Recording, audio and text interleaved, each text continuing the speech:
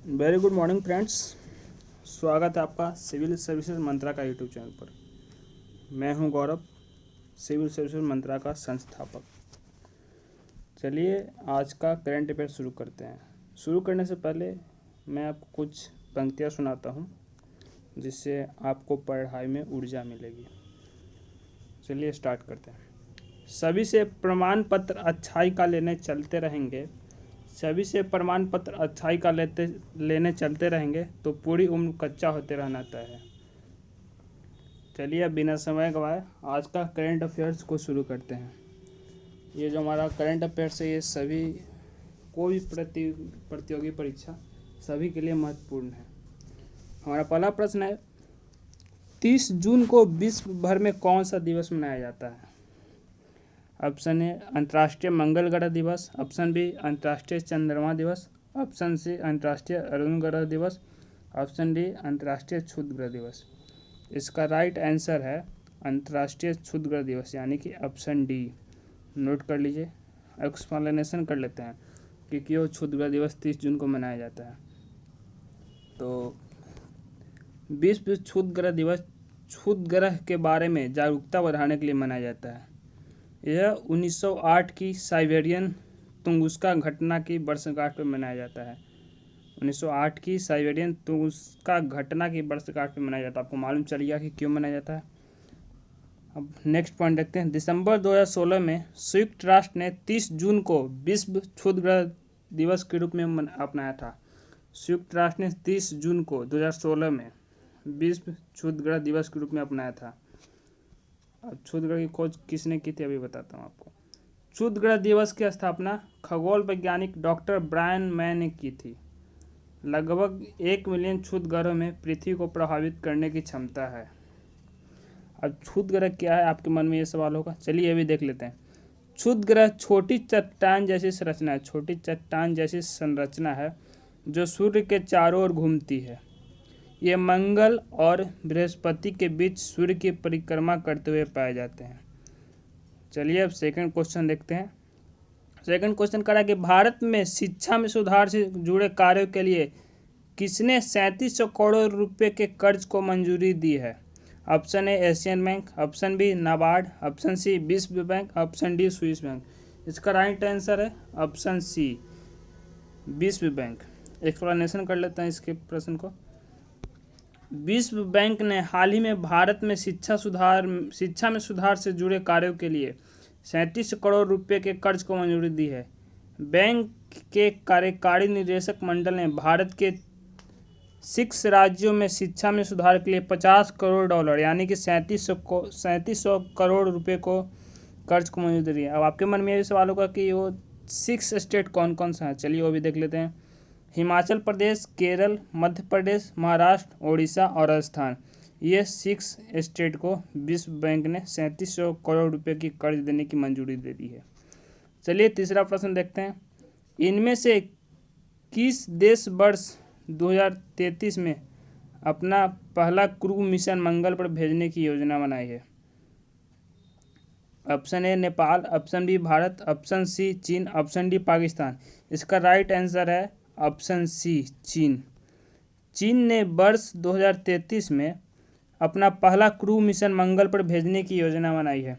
नियमित अनुवर्ती उड़ानों के साथ मानवयुक्त मंगल मिशन शुरू किया जाएगा। मंगल पर अस्थायी रूप से बेस के निर्माण और इसके संसाधनों को निकालने के लिए दीर्घकालीन योजना के साथ मिशन शुरू किया जाएगा। यह महत्वाकांक्षी योजना मनुष्य को मंगल ग्रह पर लाने के लिए अमेरिका के साथ दौड़ की तेज करेगी। चीन ने 2033, 2037, 2041 आदि के लिए मंगल ग्रह पर मानवयुक्त मिशन की योजना बनाई है। चलिए चौथा प्रश्न देखते हैं क्या करा। निम्न में से किस टेक कंपनी ने दुनिया भर के अपनी सभी रिटेल स्टोर बंद करने की घोषणा की है?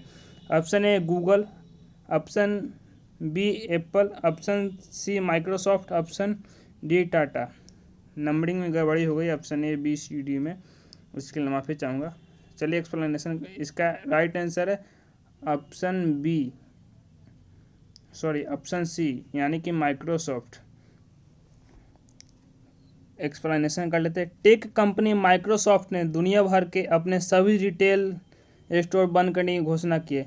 कंपनी ने कहा है कि महामारी के कारण बंद हुए माइक्रोसॉफ्ट के 80 से ज़्यादा रिटेल स्टोर अब दोबारा नहीं खोले जाएंगे। माइक्रोसॉफ्ट अब एक्सबॉक्स और विंडोज स्टोर में अधिक निवेश करेगी। पांचवा प्रश्न देखते हैं। हाल ही में राष्ट्रीय सांख्यिकी दिवस यानी कि नेशनल स्टैटिस्टिक्स डे किस दिन के रूप में मनाया जाता है? ऑप्शन ए 28 जून, ऑप्शन बी 29 जून, ऑप्शन सी 30 जून, ऑप्शन डी 21 जून। इसका राइट आंसर है ऑप्शन बी 29 जून। नोट कर लीजिए। चलिए एक्सप्लेन कर लेते हैं। रोज़मर्रा की ज़िंदगी में सांख्यिकी के प्रयोग को लोकप्रिय करने के लिए हर साल 29 जून को राष्ट्रीय सांख्यिकी दिवस के रूप में मनाया जाता है। 29 जून को प्रोफेसर प्रशांत चंद्र, कौन सा प्रोफेसर? प्रशांत चंद्र महालनोबिस द्वारा राष्ट्रीय सांख्यिकी प्रणाली स्थापित करने में किए गए योगदान को सम्मानित करने के लिए चुना गया था। 29 जून को प्रोफेसर प्रशांत चंद्र महालनोबिस की जयंती है। किनकी जयंती है? किनकी जयंती है आपको मालूम चल गई? प्रोफेसर प्रशांत चंद्र महालनोबिस की जयंती है। उसी दिन नेशनल स्टैटिस्टिक्स डे मनाया जाता है। राष्ट्रीय सांख्यिकी दिवस सबसे पहली बार कब मनाया गया था? 2007 में। राष्ट्रीय सांख्यिकी दिवस पहली बार 2007 में मनाया गया था। और विश्व सांख्यिकी दिवस 20 अक्टूबर को मनाया जाता है। और राष्ट्रीय सांख्यिकी दिवस 29 जून को मनाया जाता है। विश्व सांख्यिकी दिवस 20 अक्टूबर को मनाया जाता है। 6 नंबर प्रश्न। हाल ही में किस देश के द्वारा मैनहट्टन हाइड्रो प्रोजेक्ट शुरू किया गया है? Option A Malaysia, option B चीन, option C Bhutan, option D Nepal.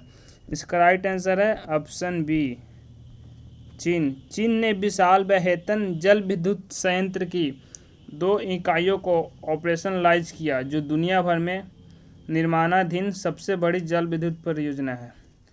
Manhattan जल विद्युत संयंत्र दुनिया भर की सबसे बड़ी जल विद्युत परियोजना है। नोट डाउन कर लीजिए इसको।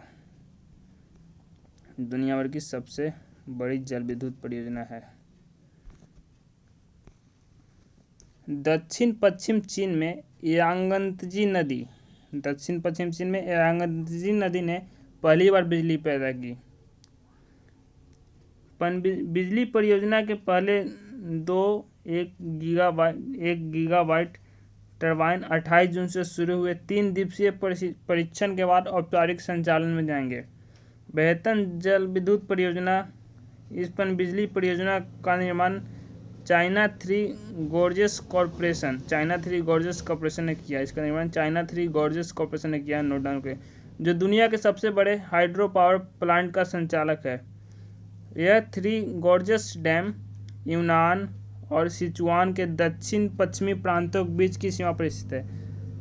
कहाँ पे स्थित है? द गॉर्जेस डैम यूनान और सिचुआन के दक्षिण पश्चिमी प्रांतों के बीच की सीमा पर स्थित है।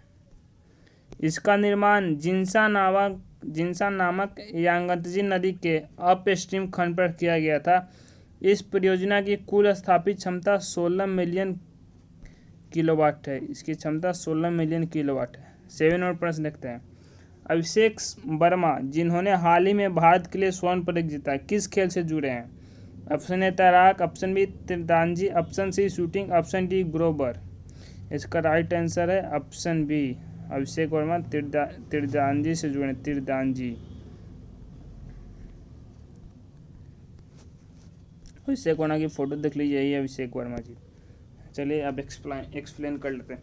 अभिषेक वर्मा ने व्यक्तिगत कंपाउंड तीरंदाजी में 2 विश्व कप स्वर्ण पदक जीतने वाले पहले व्यक्ति हैं।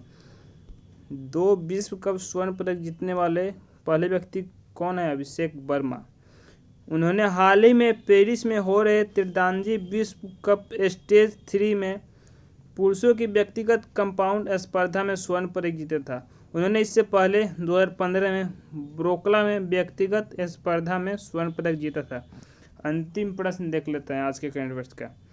किस देश के प्रधानमंत्री स्टीफन लोफवेन ने अविश्वास प्रस्ताव के बाद दिया इस्तीफा देना पड़ा, किस देश के प्रधानमंत्री स्टीफन लोफवेन ने अविश्वास प्रस्ताव के बाद इस्तीफा देना पड़ा? मतलब सवाल यह है कि स्टीफन लोफवेन किस देश के प्रधानमंत्री हैं जिन्हें अविश्वास प्रस्ताव के बाद इस्तीफा देना पड़ा? क्वेश्चन लिखने में थोड़ी सी गलती हो गई है, इसके लिए माफ़ी चाहूँगा। ऑप्शन ए है Finland, option b Sweden, option c Denmark, option d रूस। इसका राइट आंसर है